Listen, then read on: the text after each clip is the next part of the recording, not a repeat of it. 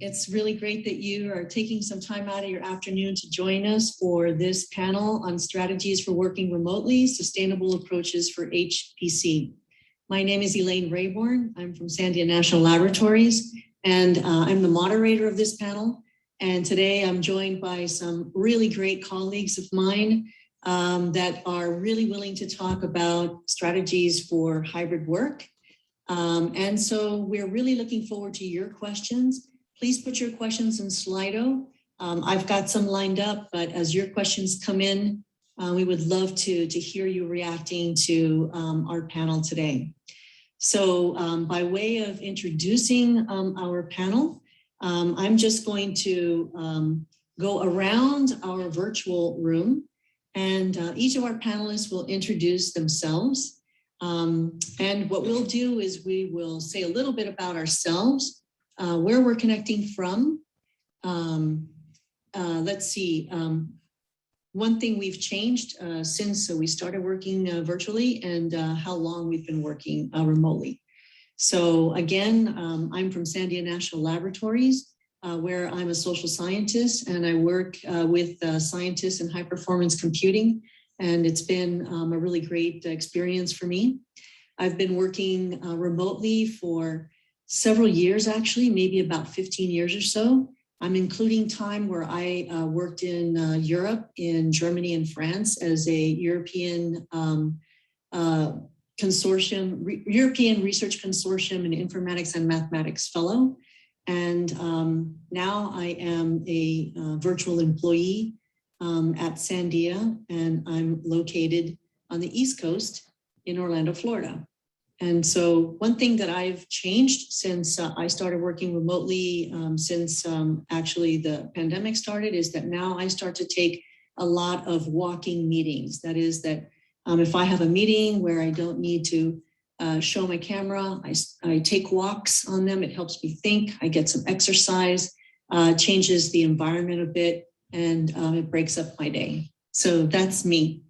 All right, Sadaf, would you like to go next?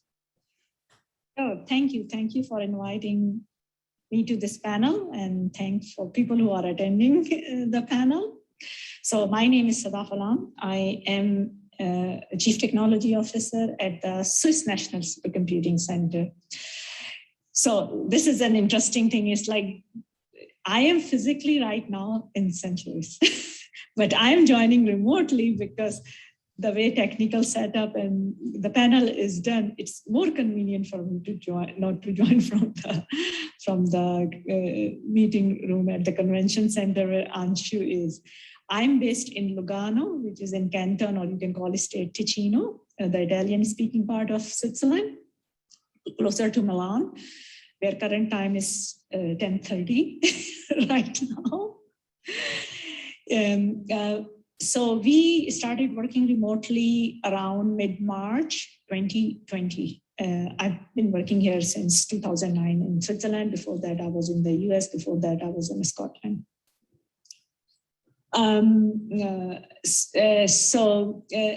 As an HPC, when we can call it a technologist,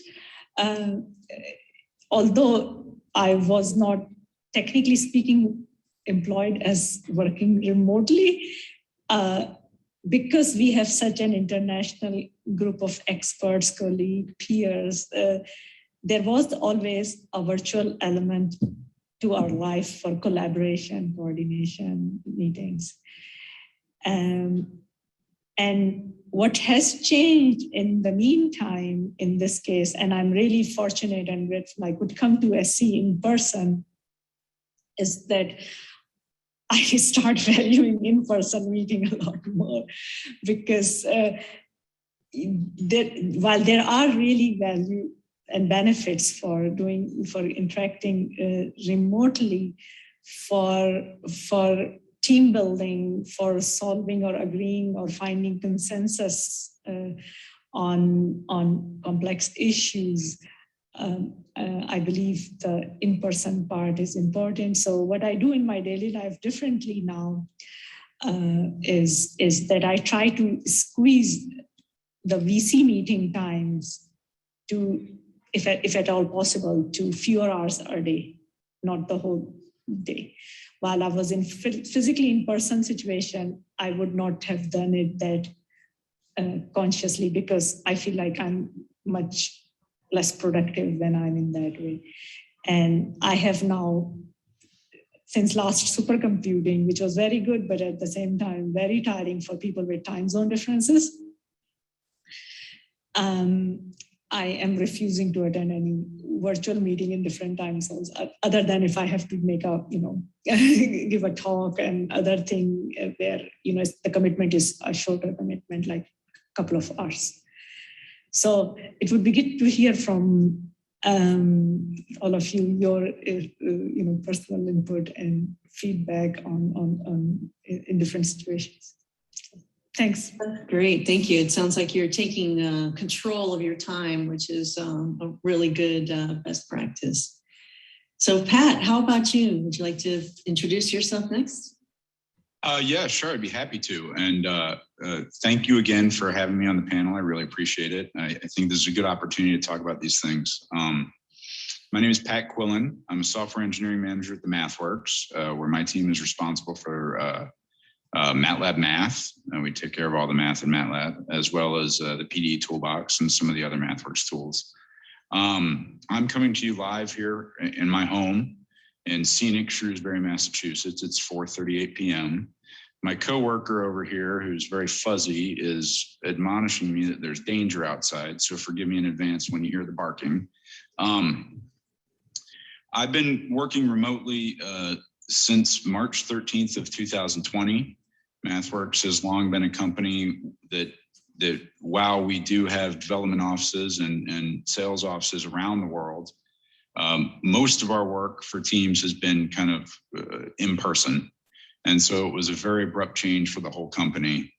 And we're still not completely back. The office is open, and we're talking about transitioning to a hybrid plan, but the hybrid plan remains on hold until later.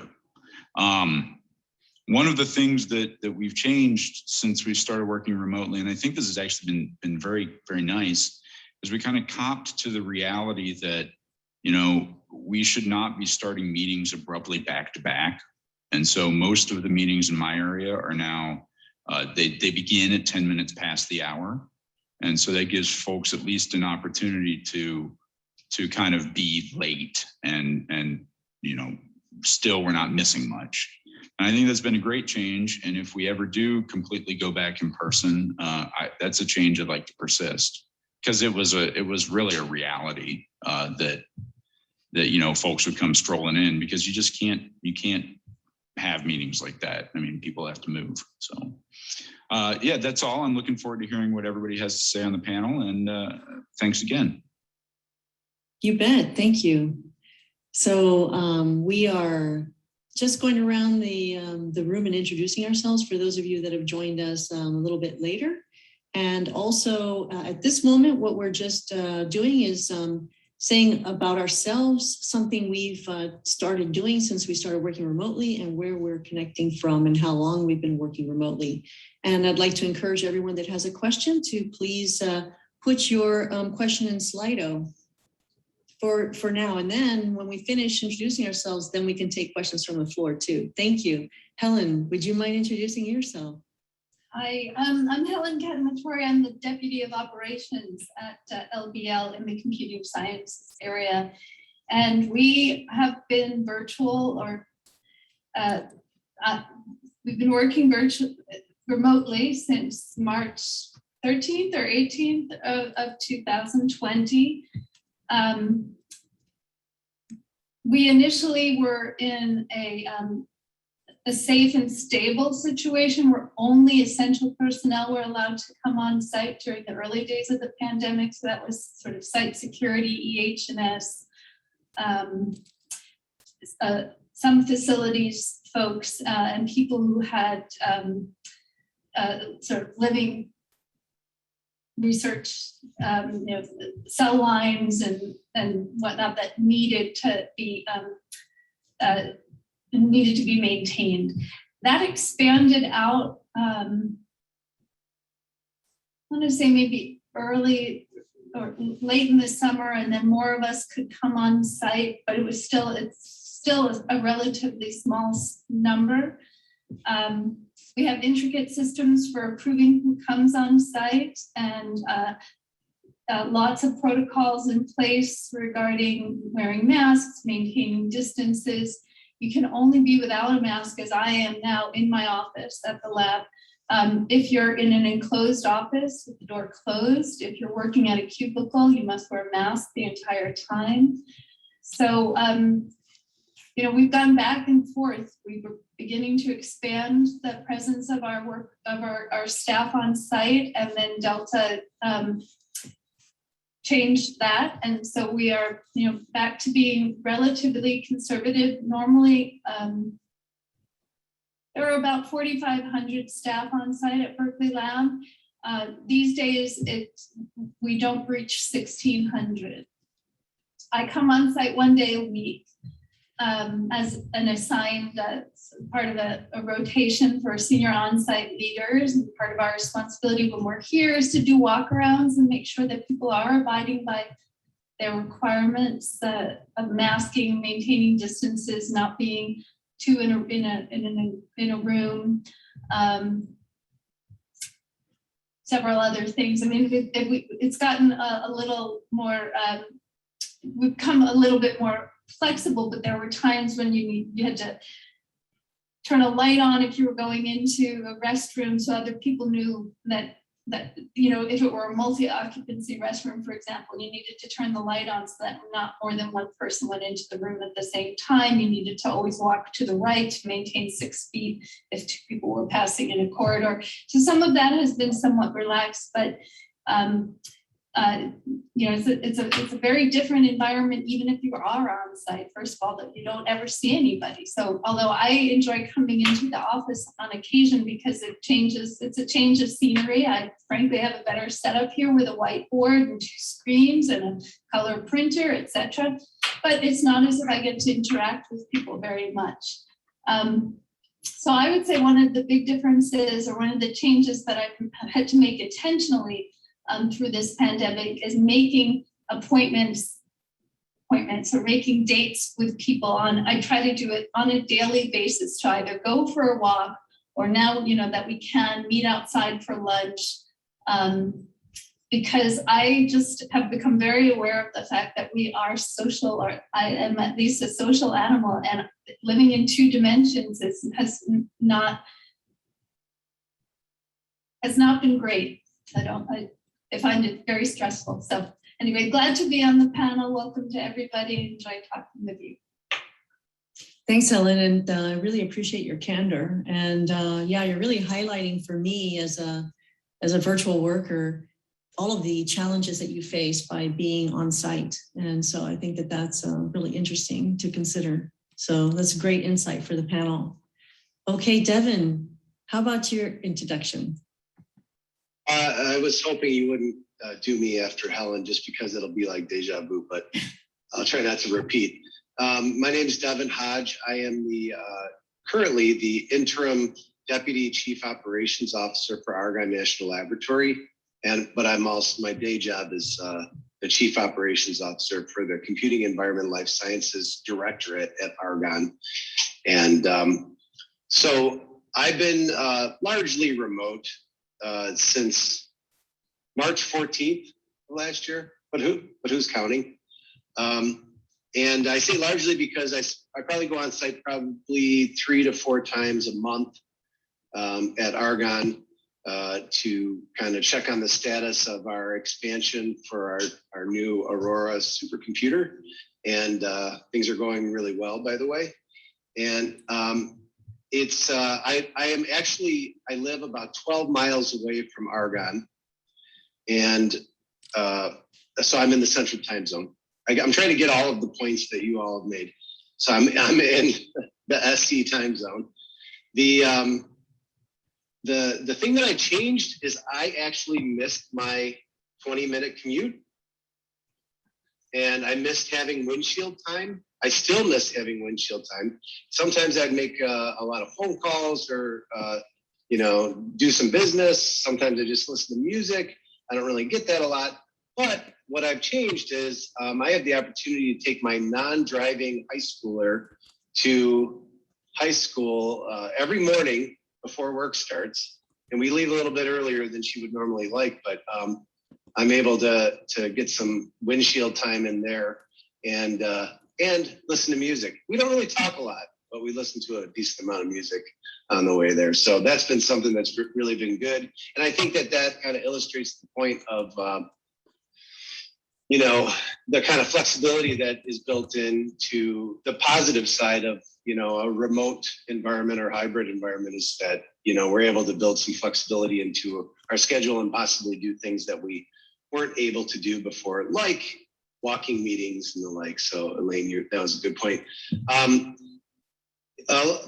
I say, following Helen is the situation that we're going through at Argonne, very similar. It's been kind of essential personnel only. We're in this maximum telework environment, and we have about 1,900. We average about 1,900 people on site per day out of a normal 5,000 that we would have in a pre-pandemic mode. And part of my duties is, to get us back on site, and when we're allowed to do so, and do that in a safe and productive way. So thanks for including me. It's been great. Well, it's a pleasure because, again, your perspective on this is going to be, I think, instrumental, especially in, there are things that we can't consider, at least when you're working remotely most of the time. We don't really understand the complexities of what you're going through. So that's great to have the two of you on board. And how about you, Chris? Yeah, thanks, Elaine. So I'm Chris Bishoff. I'm from the Technical University of Darmstadt in Germany. Here it's now 10:30 in the evening, getting kind of late, but in this way we can all get together. I've been working remote since March of last year, like most of you. And one of the things that we did at our computing center is we very quickly acquired a Zoom license, passed all the red tape, and passed our data protection officers, which of course said, well, since there is this Cloud Act in the US, which allows NSA or such to listen in potentially in anything that a US company is doing, this violates our EU data protection laws, which in theory is true, but in reality it works great. And since there hasn't been really a viable alternative yet, so the data protection officers have been continually saying, well, I don't think you should use that, but since we don't have anything else yet, you can continue using it. And so we do that, and that works great.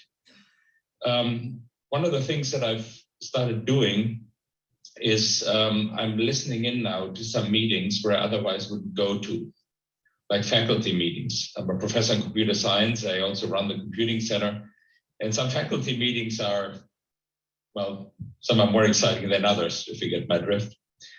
But I can just listen in when I'm sitting in the car. And if there's something relevant, I can speak up, but I can become informed.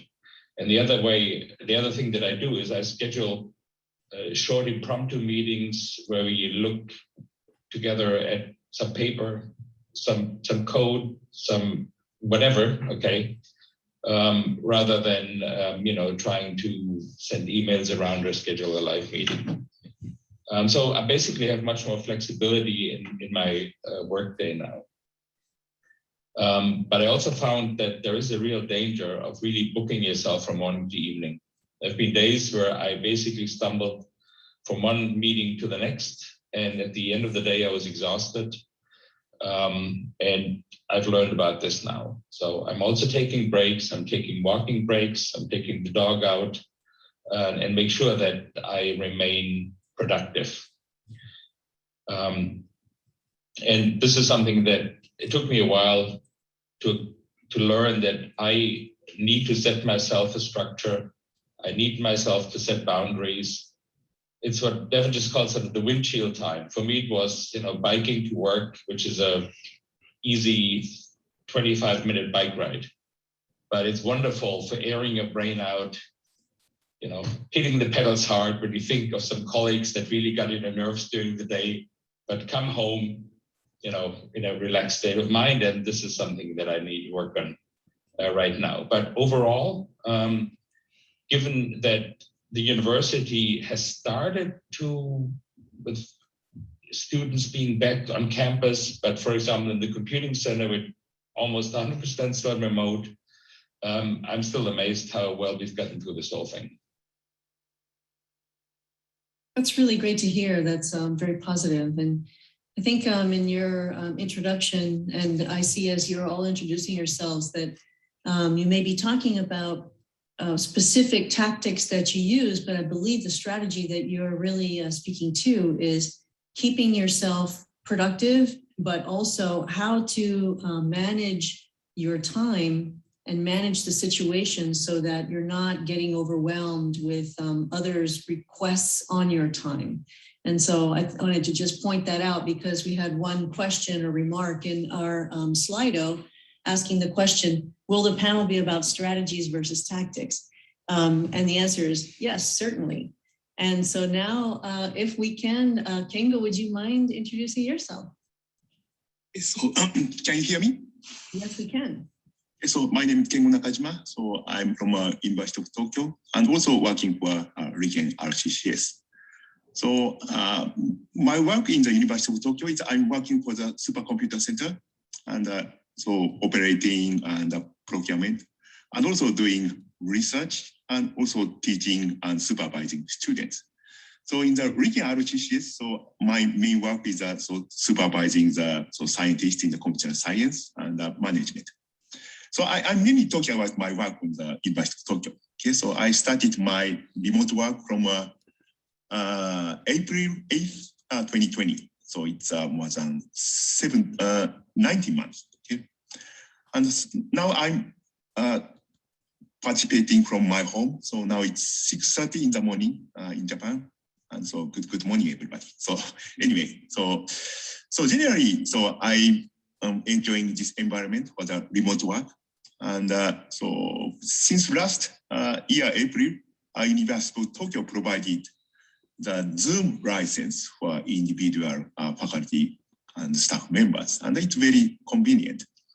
And so every meeting is online, except so meeting with the students. Okay, so I'll talk about that later. Okay, so it's a very special one.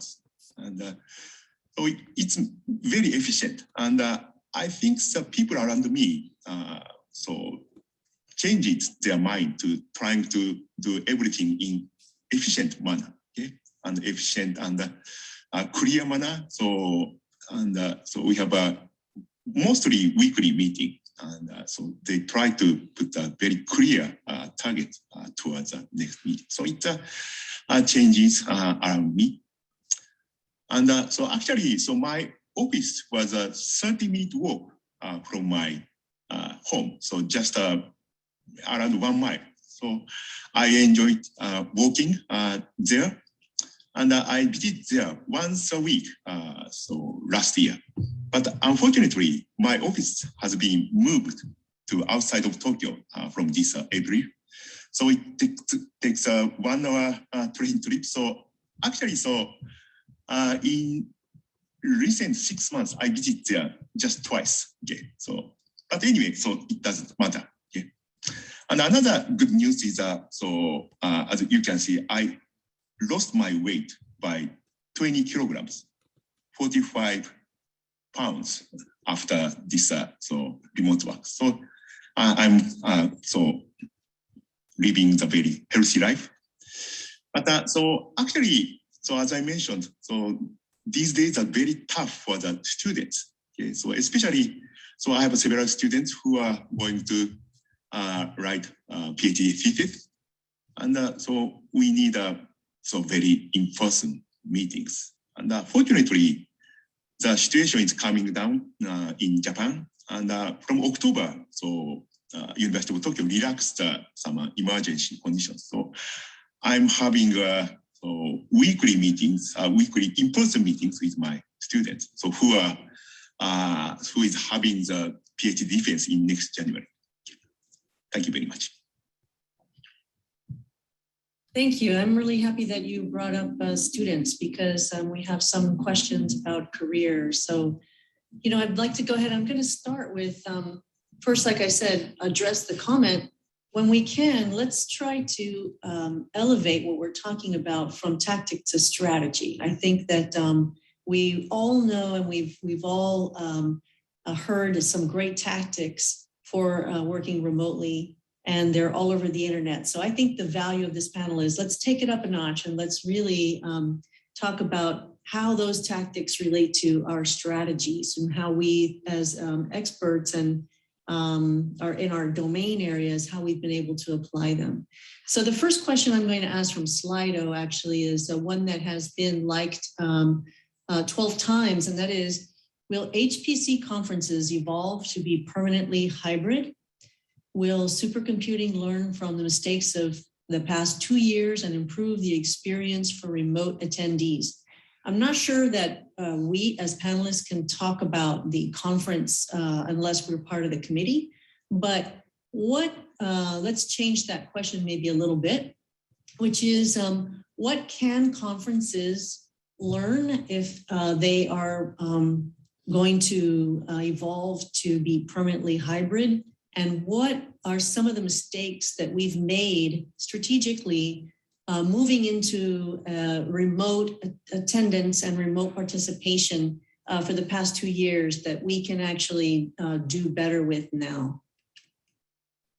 And this, we won't go in any particular order, so please feel comfortable to unmute yourself and have express your thoughts when you have them. I can. Yeah, go ahead, please. Or someone was going, well, was it? You can go first, Helen. Okay, so no one is. So I had a leadership role also for supercomputing 20, the first fully virtual one, and I'm deputy up, so I'm not doing something as actively as Anshu.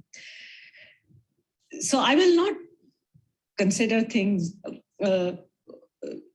in a negative thing. I think it's been a learning experience for all of us because the team in itself, they tried to make the experience valuable and useful and engaging for everyone. But something like supercomputing, which has a big exhibit floor presence, which has a lot of networking type of option, it's unlike others. So I don't know whether we can say what we say about organizing an event like supercomputing is equally applicable to the research conferences or some other more focused events. Having said that, life is all about learning. I can say from my personal experience as being the chair of Invited Talks program for last year, what we could have done maybe, in hindsight, which is always, 2020,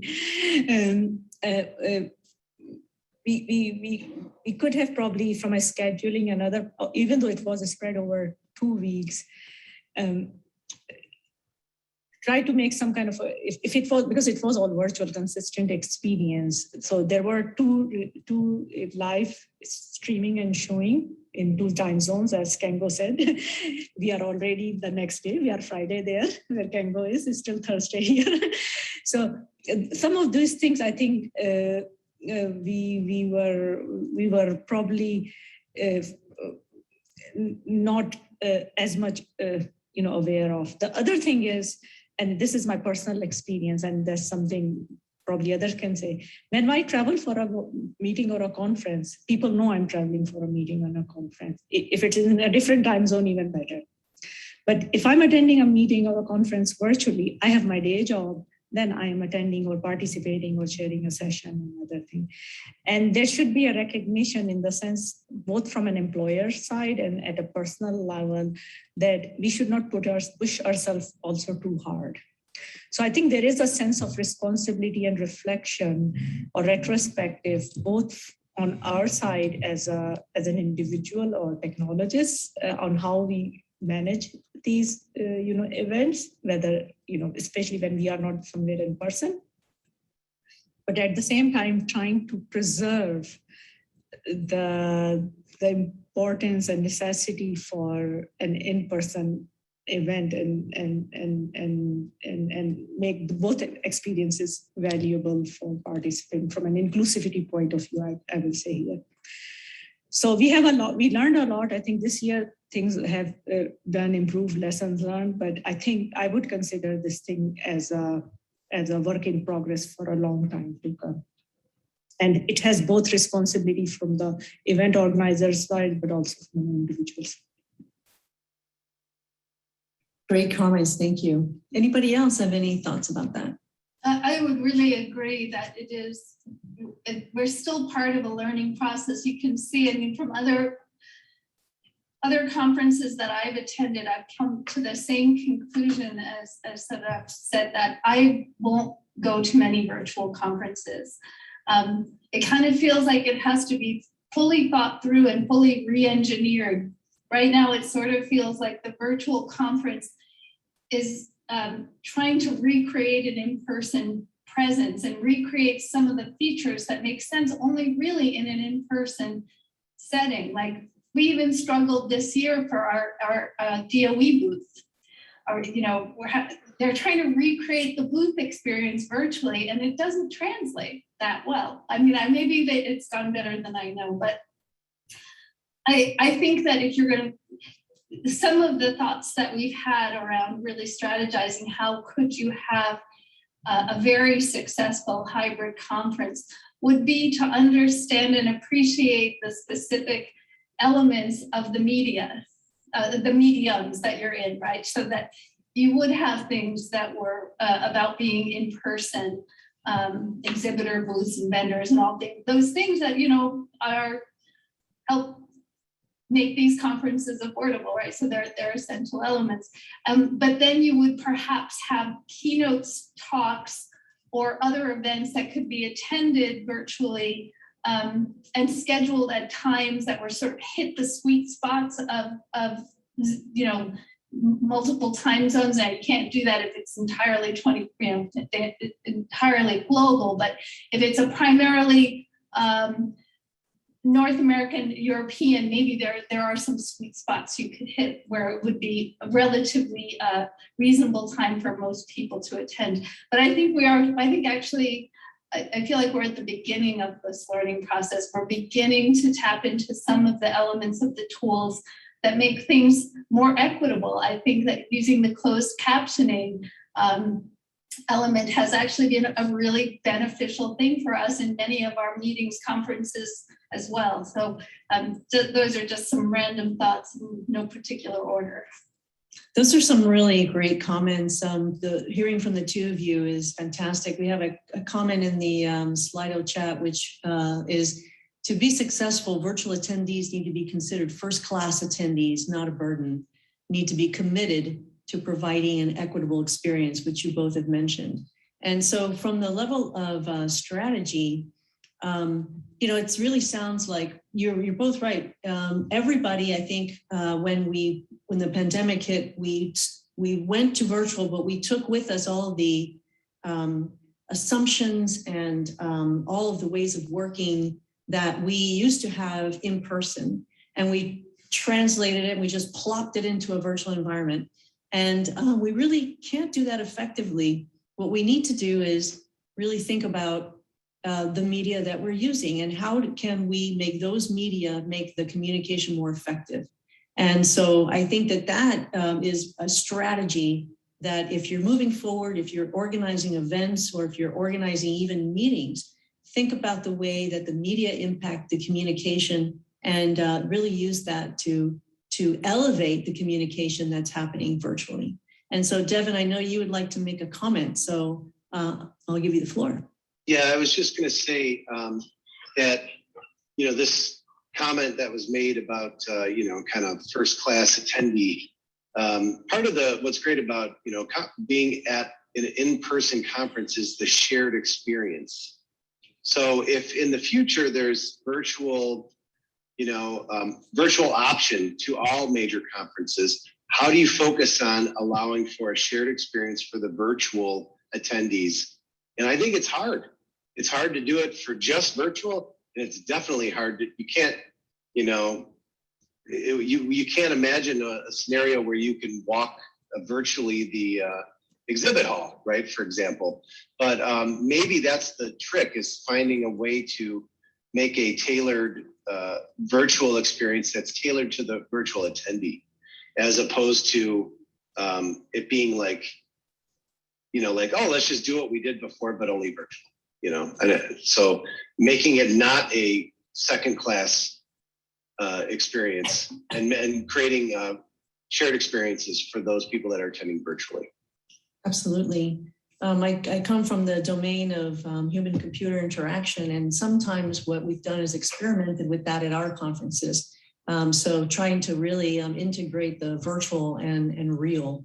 And I think we're at the cusp of a lot of innovation, quite honestly. I think that the difficult time that we have now is really going to give us an opportunity to innovate. And so I'd like to move on to another question that we have that's, this is really great that you are also engaged on Slido. So thank you very much for that. Let's see. So we have another question, which is, do you foresee more virtual remote employment opportunities at HPC sites in the future, given how we've learned to work during the pandemic? And, you know, Pat, I mean, even in industry, I mean, let's start with you, because I know that I kind of have an idea of what you might say here, but what are your thoughts given what's happening now with the movement that we're seeing regarding virtual and remote work? Yeah, you know, I sure hope so, is basically the answer. You know, again, I said it in my intro, and I kind of can't stress it enough. MathWorks has been a company that was really not big on remote work. And yes, we did have offices. I collaborate with a lot of folks in offices in Cambridge, UK. But I'll tell you a thing that I feel like that this now we're all remote thing is opened is now everybody's kind of on equal footing. And I like that a lot, right? We're all in the Zoom screen, and yeah, there are things that are not great about it, but we're all there. Another thing that I think has been great about it is it's really easy to record things. So if people miss, they can follow up a lot more easily than in the past. They can't participate, but we aren't playing telephone necessarily.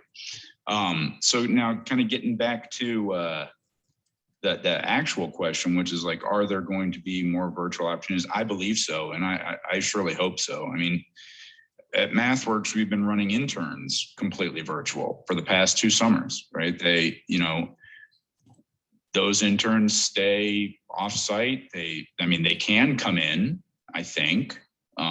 Nobody seems to want to. So we've had students scattered around the country, and, they work purely remote, and they engage with their teams just as they have.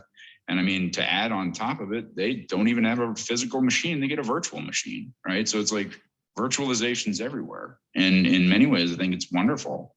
And I do hope that it'll persist. Because I think it adds value, and I think it's good, and it gets everybody kind of on the same page. So. Any other thoughts? Christian? Tango? Yeah, so can I speak?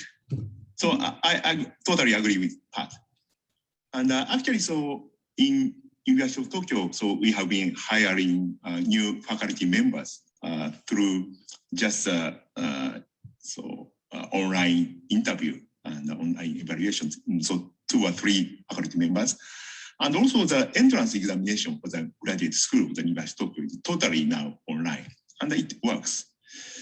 And so in Riken, so we are doing the virtual internship for the domestic students. And so unfortunately, we cannot do that in the international people, so because due to the time zone. But I think the HPC is more feasible to the this type of the working style. So, for example, compared to the experimental biology. And I think so. Yeah, we can do more this type of employee in the future. Kingo, can I ask you a follow-on question? Mhm. Because you brought up the difference between HPC and, for example, experimentalists. I wonder if you can comment on that. Maybe, what is, so it's easier, I've heard it said, and we've all heard it said, we may have said it, that if you're working in computation, you can work from anywhere.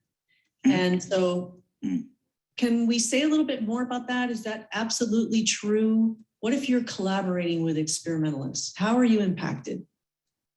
Okay. So actually, I'm mainly working with a geophysicist. And so some of them are hard days because they cannot do the on-site observations. But if they have already have some observational network, so it works. And so it's up to the area. And in the case of our university, so in the case of the experimental works, they have some special admission to enter the school, even in the very severe conditions. But it's very limited. And so we need to apply the different rules for them because they cannot do the work fully remotely. In my case, it's okay. Thank you. How about you, Chris? The employment at the public sector in Germany is pretty highly regulated, and the university has sort of two sides to it. There's the institutes where you research and work with students, and that's always been kind of freestyle. And there's the more administrative sector, or also the service sector, where you've got rules and you have a sort of more kind of oversight, and people don't like something, they can complain. A lot of people have lifelong positions, so different kind of setup. And what we've noticed is with the moving into the hybrid world. So first of all, the people who always performed well, they perform equally well now. Some people tend to a little bit of disappear. And getting new people into teams sometimes works and sometimes doesn't work that well. So in essence, my experience is that well-established work relationships continue working well. Getting new people on board is work, okay? And you have to invest more work getting people into the organization and make them productive. And also, for example, make them trusted members of teams, okay? Right. Because one of the things we certainly do is in a Zoom meeting, I wouldn't necessarily say the same things that I would say if I was sitting with somebody in a corner, not being surrounded by other people where I don't know whether somebody may be recording or taking notes or whatnot. So there's the trust issue and building trust is one that in the virtual world requires more work. For the rest, clearly, we've got many more opportunities. We're hiring people remotely, faculty, students, you name it. But really getting them on board and for a long-term relationship, and that's really what I'm talking about, is relationship management requires more work than it did before, in my experience. That's interesting.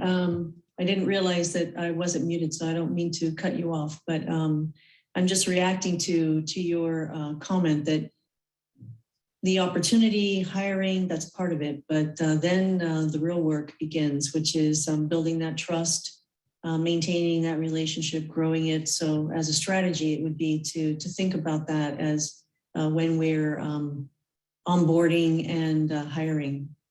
So I see two hands up, Anshu and Helen. So Anshu, you want to go first and then Helen? Thanks. So I'm noticing on Slido that people are really sounding enthusiastic about going all virtual and asking the conferences to become virtual and pointing out the value of hybrid versus non-hybrid. And I want to point out that there is a cost associated with doing all of that. I've just dealt with a hybrid conference, and all of us who are working for SC are volunteers. No one pays us to do this work. And it has been an order of magnitude more work to make a hybrid conference successful. So be careful in what you ask for. And as far as the other aspects of all virtualization is concerned, the value of being able to interact with people when you are working on a new idea cannot be overemphasized, because the progress on such ideas really slows down when you're not able to discuss them in person and make quick progress. So, like everything else in life, a balance is a good plan. Yeah, Thank so you. I was going to piggyback on something that Chris said, which was, it's really hard to onboard people. We have found our real life experience, real challenges onboarding people that we've hired remotely. We don't have any choice right now. This is what we have to do. But it makes you aware of how much we're maybe even subconsciously leveraging the experience we had from being on site. So we have this kind of familiarity or a lot of these built relationships, and they are very hard to establish and nurture for new employees. The other thing I was going to say is that kind of to Andrew's point, that it's one thing to have something 100% virtual. It's another to have something 100% in person. It is 3 times more difficult, at least, to have it be both. While we've been almost entirely virtual, as Pat was saying earlier, we've been on a level footing, but many of us don't want to be primarily remote or virtual when we come back. We have a lot of students or postdocs. The Bay Area is a very expensive area to live in. So they're in shared apartments. They don't have the privacy or a good setup to work from home on a persistent basis. They're going to want the office space and the experience of working at the lab. And so then how do we maintain, as another commenter said earlier, that we don't, that there's equity, that there isn't a first class, second class kind of setup. So we are anticipating, I don't have answers, we're anticipating some challenges. Now, those are some excellent comments. I made the remark earlier that when we first moved into the pandemic, we moved into remote and we just took everything from face to face and we just kind of plopped it in that environment. And the thing is that we still haven't gotten we haven't gotten great at virtual communication, and hybrid is harder. So we should try to become great and then take that great virtual communication and all those lessons learned into this hybrid environment. So we have on one side, you've got your in-person, then you have your virtual. Then the hybrid in the center should be a combination of being those great at those 2 different modes of communication. I think we can do it. I think it requires intentionality. So from a strategic point of view, we've got to be intentional about our communication, and we've got to be great at our communication so that we can then take some of those lessons learned into a much more difficult and more complex communication environment. And so, yes, Sarah, if you have your hand up. Yeah, so I will bring a different perspective, because strategies has been mentioned quite a few times. And typically when I look back in past how many months, there has been a lot of uncertainty, like the decisions that are being made. If I just look at from a Swiss point of view, there are federal level decisions, then there are cantonal, which is state level, I think in the US term, then the local commune level decision, then the institutional decision.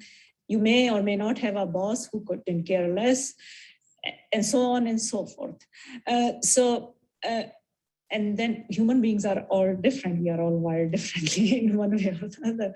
So to me, there needs to be some educational aspect of this part. So I mean, while it is good to come up with a strategy, I don't know, all of us sitting here have being made aware of the impact of the decisions that even I made. I will take responsibility potentially of decisions I could make, but not all of them.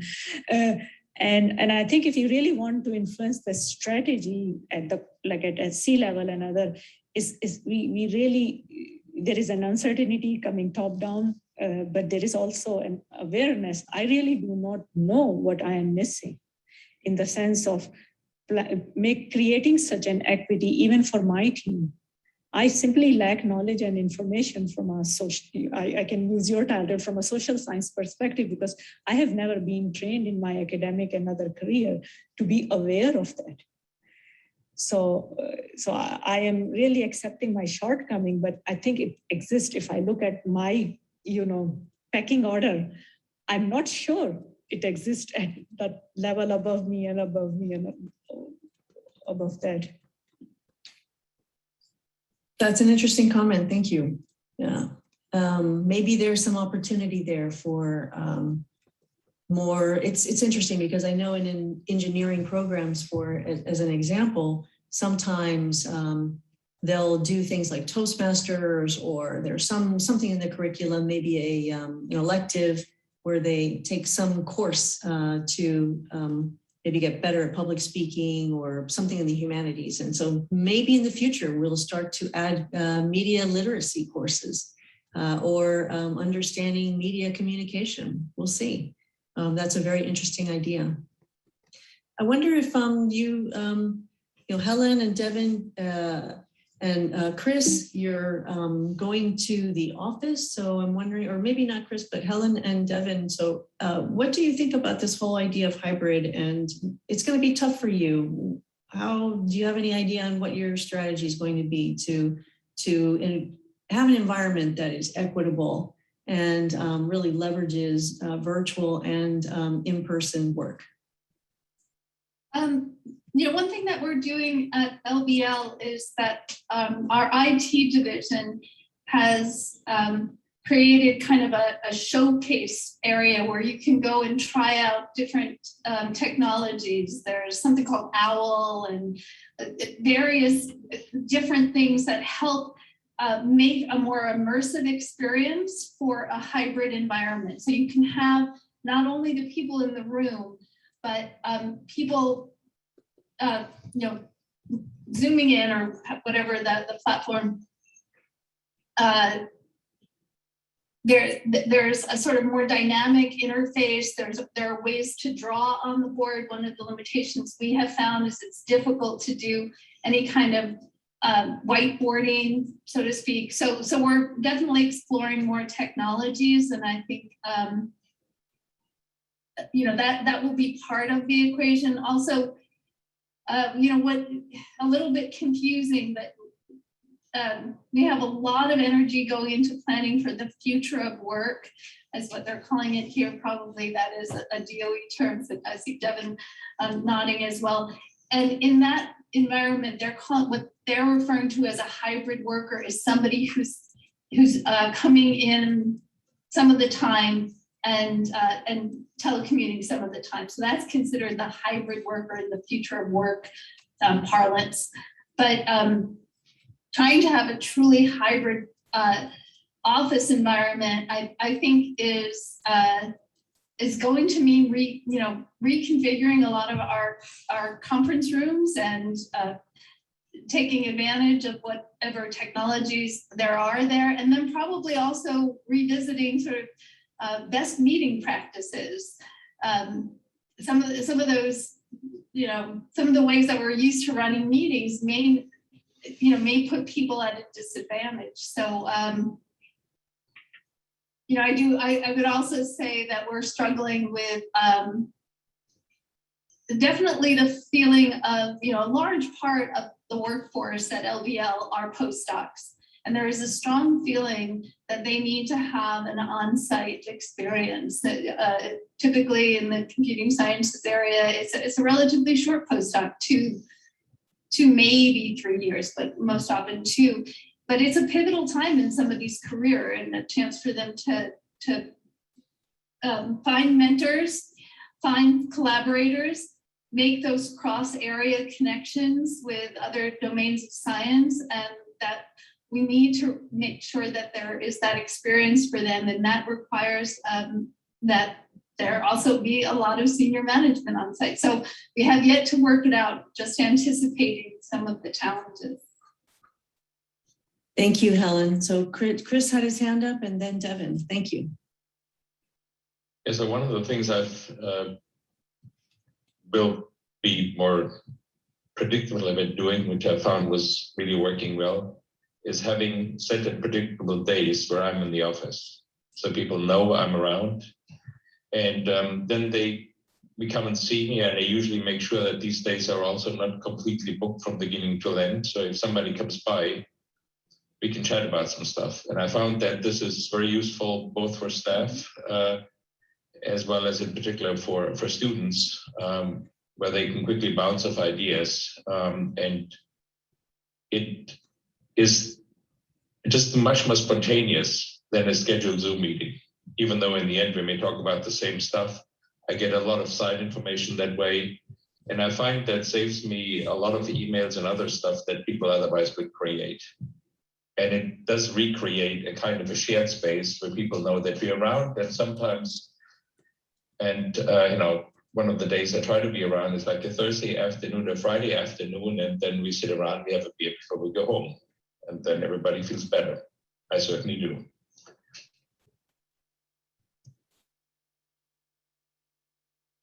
Thank you. Devin. Yeah, so what Helen said, all the same experiences at Argonne. I mean, we're testing out tech, we have pilots, we have showcases.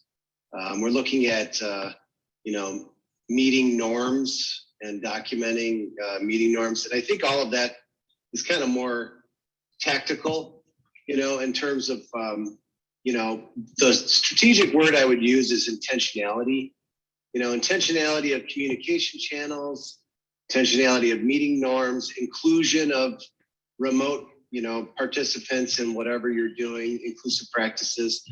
But one of the things that's a problem for a big organization like Argonne or Berkeley or whatever is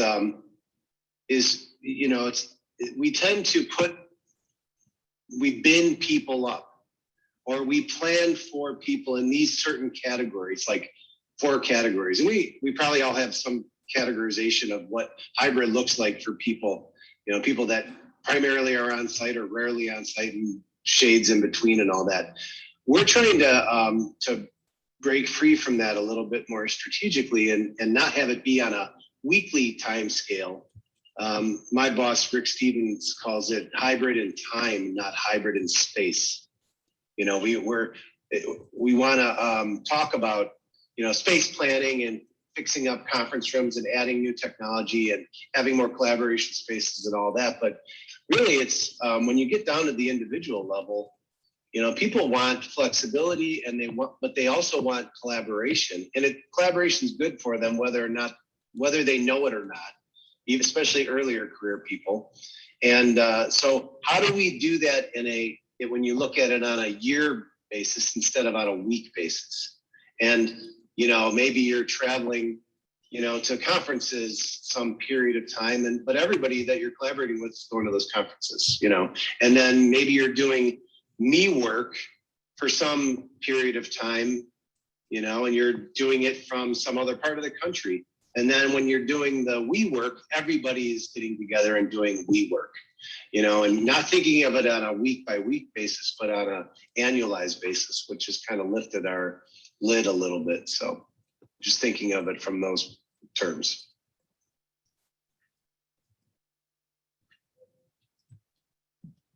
Go ahead, Sadaf. Yeah, thank you. Devin's hand is still up. Yeah, I mean, what Devin said is like awareness. I think we are becoming more and more aware of these things. But I would like to answer this, but Elaine, you said, what is working effectively? And I think majority of us work in very multicultural organizations. So I am on the Italian southern side of, Europe.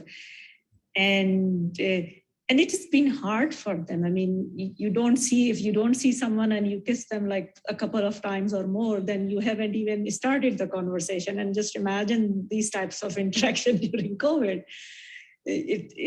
So there is a very big cultural side of this I don't know, situation transition we are in that is impacting all of us in different way. So what I felt in my experience, and again giving feedback on this awareness side, especially from a cultural point of view, is that people, I mean, even in a nerdy environment, there are different people. My interactions with some people improved a whole lot because we talk about equity or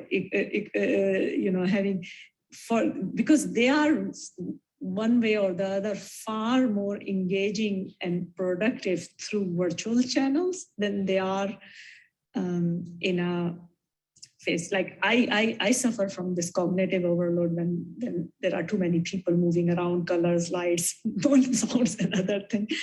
And so, but my job requires me to, so I do it. So I think the positive side of this thing is now people have options, and the managers or bosses have options to sort of cater engaging and engagement of different staff. So I can say at my personal level, I learned it, I don't know, in somewhat ad hoc manner, but I would really also encourage management or higher management to increase this awareness. So we could, at least in our community, which are not known to be, socially that mature or sociable at that time, in that area, to really encourage engagement from teams, and even I would call it a stronger team, not at an expense of the staff that are far more productive and make much more stronger teams in an in-person setting, not because of personality, but simply because of a cultural background they come from. That's a really great comment. Something we haven't talked about is the cultural layer of just work in general, but how it might change even when you move to a different work environment. So what you thought, your assumption about a culture or your experience in an in-person environment may completely changed when you move to virtual, or there may be a different nuance. And so that's really quite interesting. And culture can be anything from organizational, national, it can be even, your team culture. So there was a question that I missed that I want to make sure we get to. It's I think a question that is being asked. Again, this is something that impacts industry as well, and that is this idea that when someone's working remotely, that their pay should change. And so does anyone want to answer that? What do you think about that? Paying, so Devin, you're shaking your head no. Does that mean, would you like to go first? That means I didn't want to answer that question. Okay, sorry, I picked on you. All right, you don't have to answer that. Yeah, that's. Well, no, I mean, I will say, that's something that's being looked at. It seems kind of, especially when you're talking about like Helen's going to steal someone away from Argonne, and they're going to pay Bay Area wages. It's kind of, and they're going to stay here in the Chicago area. It seems kind of almost unfair or unequitable, but that's competition, I guess. I think all of our collective HR departments are really looking at this very hard, looking at this, kind of regional pay and adjusting. I don't think it's caught up yet, but Helen's going to tell you how she's going to steal away all of our talent.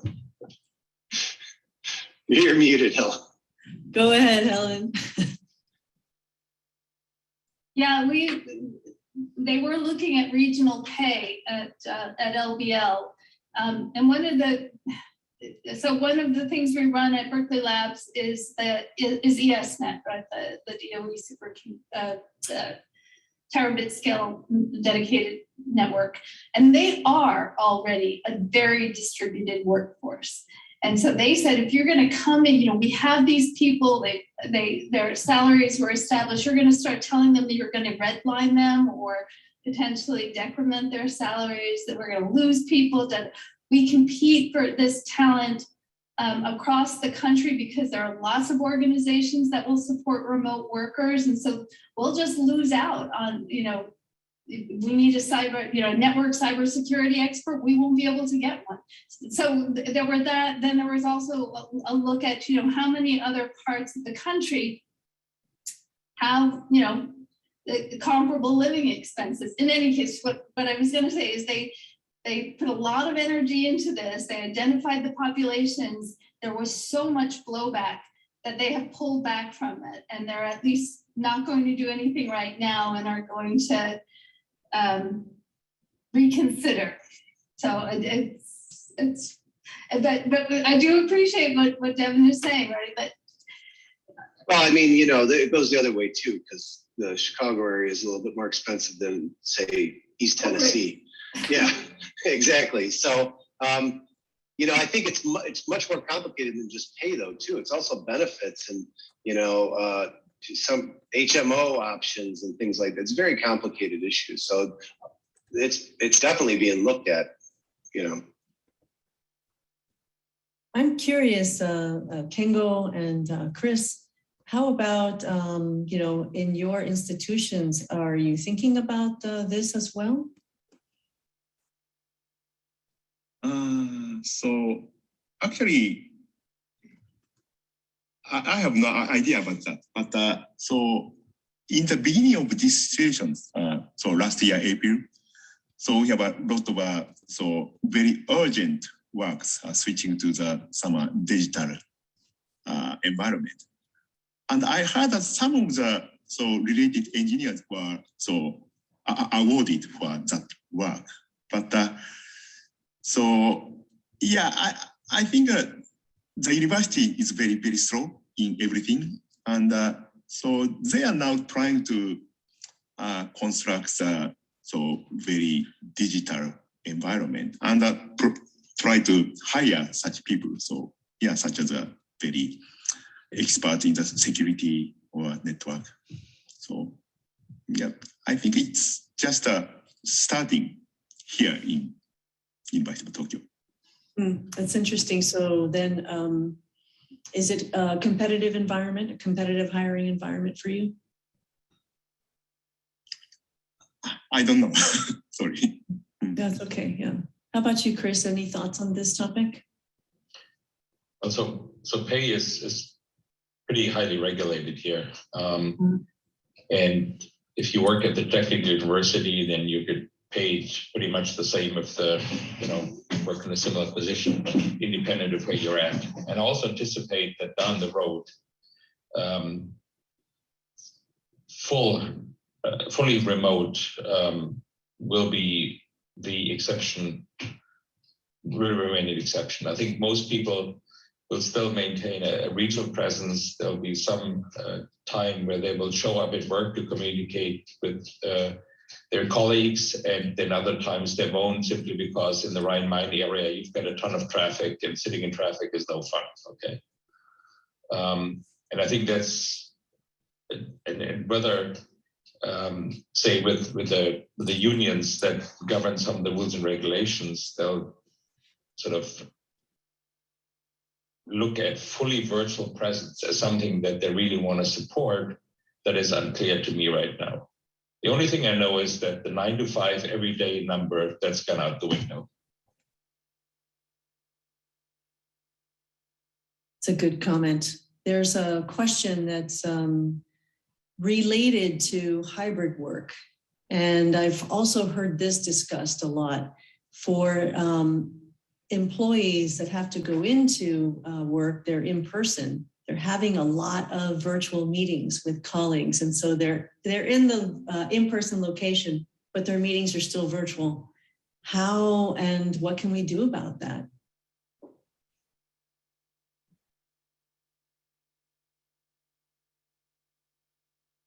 I don't think we're ever going to get away from that. I mean, and I think that I think it's. I heard a lot of things about trying to evolve technology and rebuild conference rooms and rebuild shared spaces. I think that's the direction we're going to have to go. I think that, like it or not, people on site are going to be in virtual meetings. I think that's just the way it's going to be. I mean, certainly, you know, my team has, even before the pandemic began, my team became more globally distributed. I have a person who reports to me who left Massachusetts, which is where we're located, and went to Munich. And so we were very concerned about trying to continue to have this person integrated in the team in a meaningful way. And then, you know, the pandemic hit and kind of did it for me, in the sense that, you know, it's like, oh, now we're all remote. But I mean, the point here is that, you know, we transitioned our meetings to being virtual, and we even spent a week piloting for ourselves a collection of meetings where everyone is in their own office. The offices are physically co-located, but everyone was on Skype, I think it was at the time. So this is the end of 2019. And the team actually really liked it. Now no one probably would like it. They'd be begging to all be in the same place. But I don't think we're going to get away from it. And we're going to have to look for some of the things I think you said earlier, become great virtual communicators to even have a prayer of being halfway decent at it hybrid. So yeah. I think it's here to stay. That's really interesting. Yeah,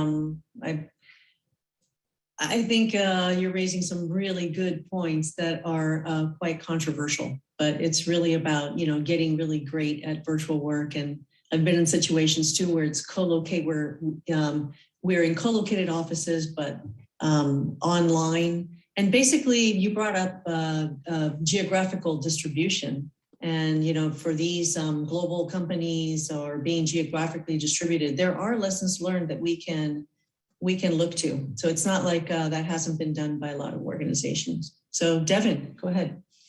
No, I was just going to make a point about the complexity of, you know, converting our spaces into these great collaborative spots. There was this movement of all these office spaces to go, you know, open. There's nothing more miserable than trying to be on a Zoom call in your open space, or even in a cubicle for that matter. So how do we accommodate that, you know, moving forward? If we did get to this, you know, big time hybrid, you know, making sure that everyone has a spot that's not, you know, a bunch of one-sided conversations happening in the same co-located open space. So.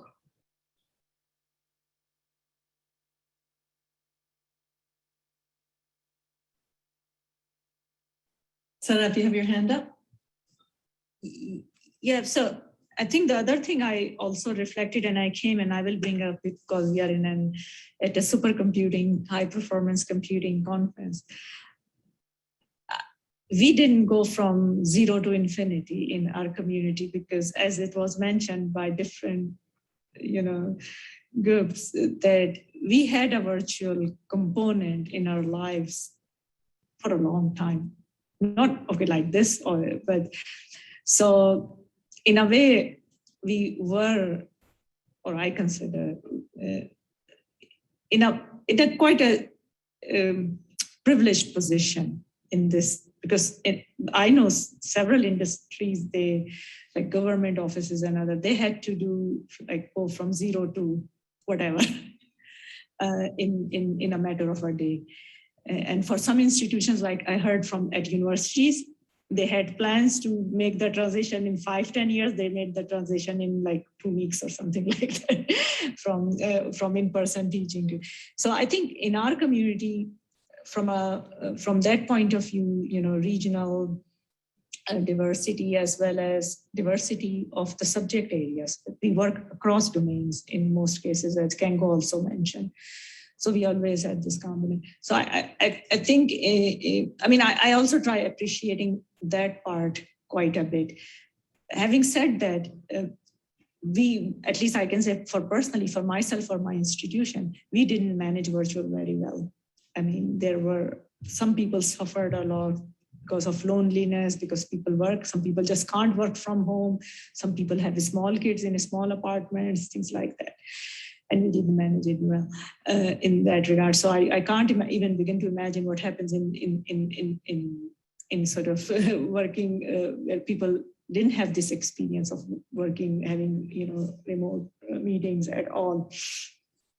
So I think in a way, I feel like this is something we should really sort of try to not only help ourselves a little bit more. That's why I think we need to have some of these awareness meeting, teaching classes at all of our organizational level, because we are solving the logistic problem of hybrid work, but we are really not paying attention from a teaching or training point of view, because in our community, we consider that thing as a, you know, when everything is said and done, then we worry about the cultural aspect, the human engagement and those aspects.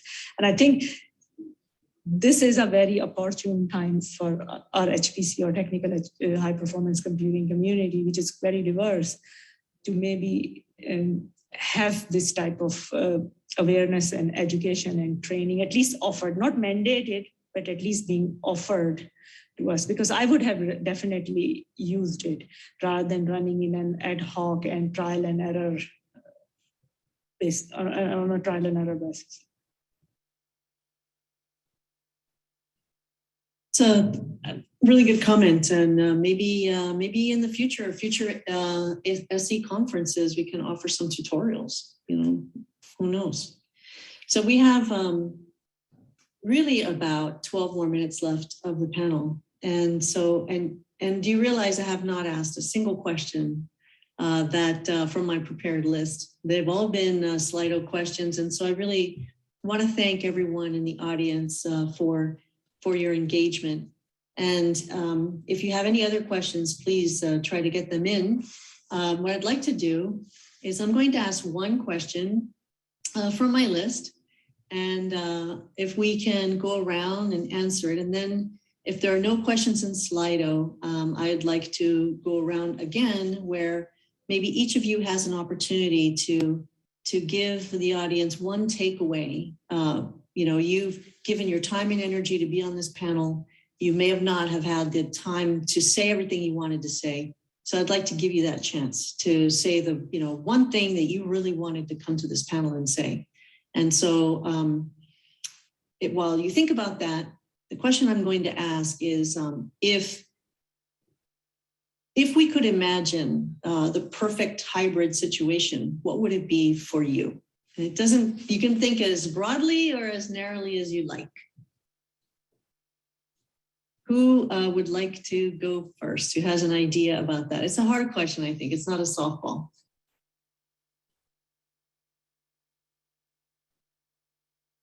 How about I go first? And I'll give you a little bit of time.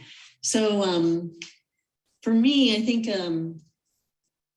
a really excellent hybrid situation for me would be one where whether I'm in person or I'm remote, I feel like I am a contributing member of the workforce.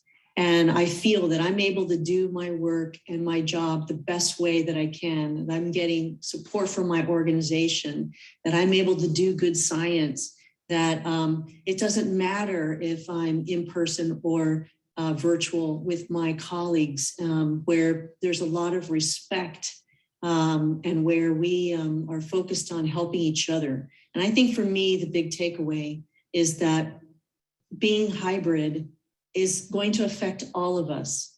Every single person has a role in making the future great, whether you're going to be mostly in person or whether you're going to be mostly virtual or somewhere in between. What we're really talking about here are scenarios of work.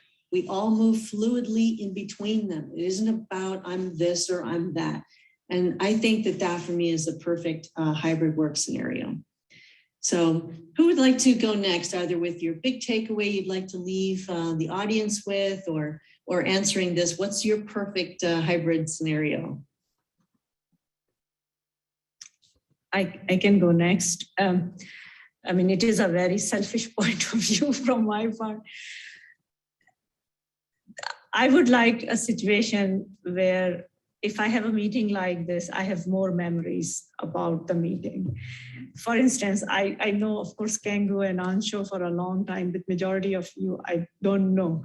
And I'm quite confident I won't remember a thing, because when I meet people in person, I have so much contextual information, where they are, what they were eating, doing, there was this background thing.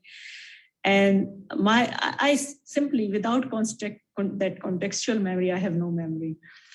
So for me, a perfect hybrid, whatever that turns out to be, I wish I can use my memory better in remembering people after such events. And this is going to be, for me, at a personal level, very important. Fantastic, thank you. Yes, please, Kingo.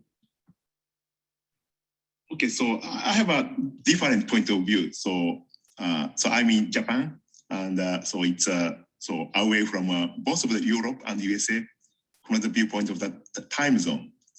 I think the biggest issue was so really hybrid working. Of course, especially for the internationally. So it's a time zone. So yeah, I think I don't know the specific technology, but if we construct such technology to remove the difficulties for the time zone, so it's a perfect virtual hybrid environment. I have no answer about that, but so yeah, I think so anybody can do some research in this area. And that's my hope for the hybrid environment. Yeah, and we can leverage the research going on in human-computer interaction and computer support, cooperative work, and robotics for that. Devin, please. So it's kind of related to what Sedef said about the, what the takeaways are. You interact with people a little bit more regularly when they're on your team. And I really early on in the pandemic, we started doing, after hours, the kind of regular after hours, happy hours. And I tell you what, this is with my direct reports. I got to know my people a lot better. And people are more authentic, and we trust each other more. I mean, more than, you would. It's hard. It's a lot of times it's hard. We had nothing else to do, I guess, time in the beginning part, because you couldn't really get out. But that part is a key takeaway for me, is really, in beyond this, it's not just in the virtual, but how do I create, especially if we onboarded a new employee during that period of time, how do we pull somebody into the fold and really be intentional and get to know the whole person? Because we got to know a lot about people's family situations or how far they live from the lab and all that. It's really investing in people, their whole self, not just, the bell to bell, 8 a.m. to 5 p.m. or whatever. So that's my key takeaway. That's great. Thank you. Okay, 5 more minutes. So who would like to go next?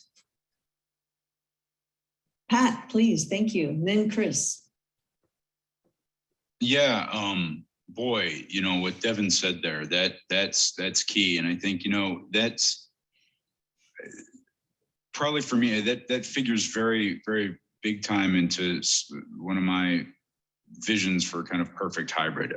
Generally, like I'm skeptical of hybrid things. I think hybrid just as often combines the worst features of two things rather than the best features. And I think it's our job and it's our deep endeavor to try to not do that. Like, let's take the best of both worlds. I think it can be done, but it takes a remarkable amount of energy.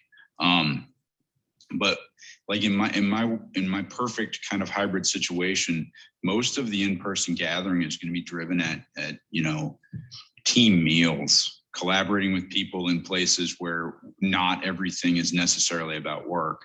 But you do, like, man, you need that room. You got to have that room for those kind of spontaneous conversations. Like I saw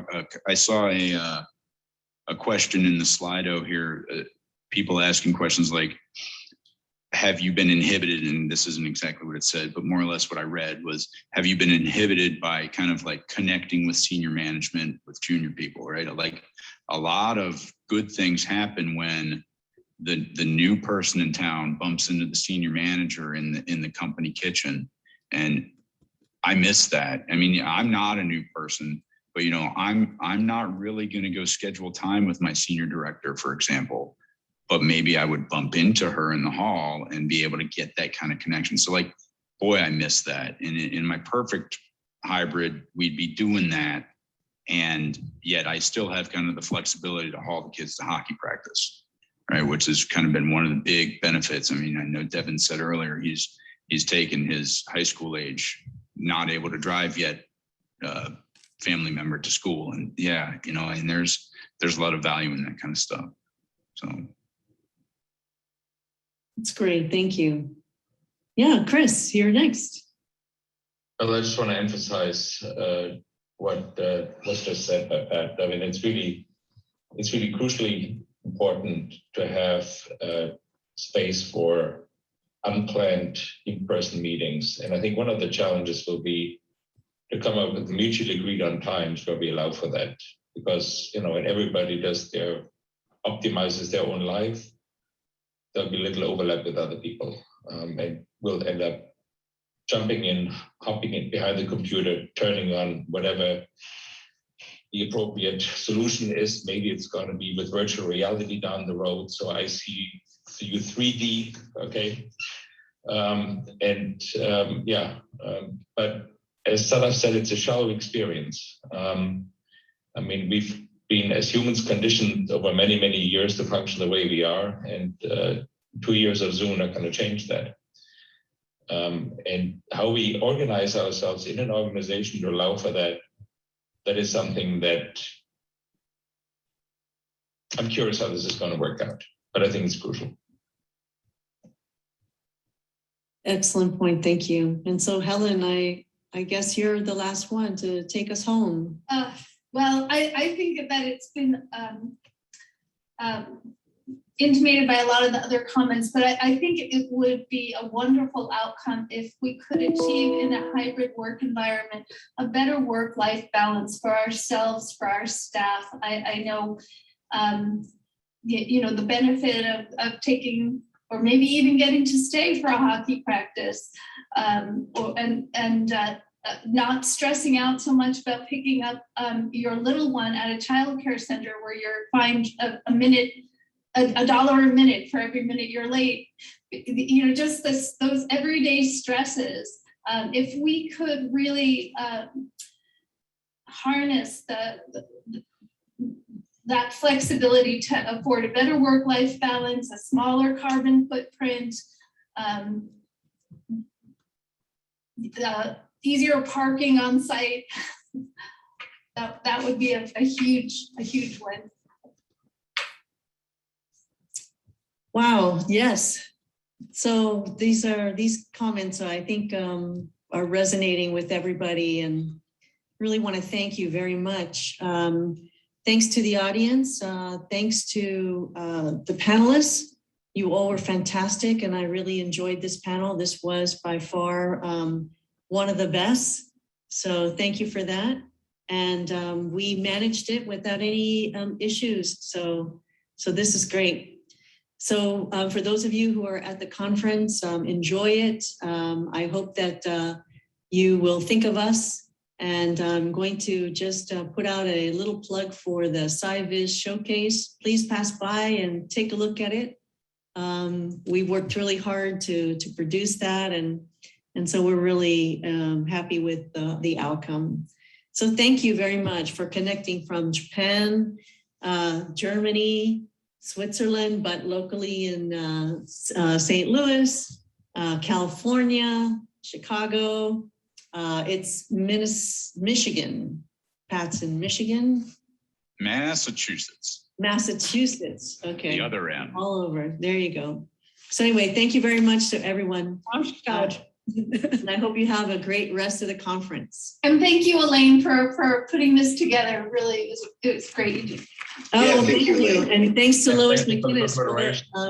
Thank you. And Lois McInnes did a great job of assembling this panel too. So I appreciate that. I'll let her know. Okay. Thanks, everyone. Take care. And I'm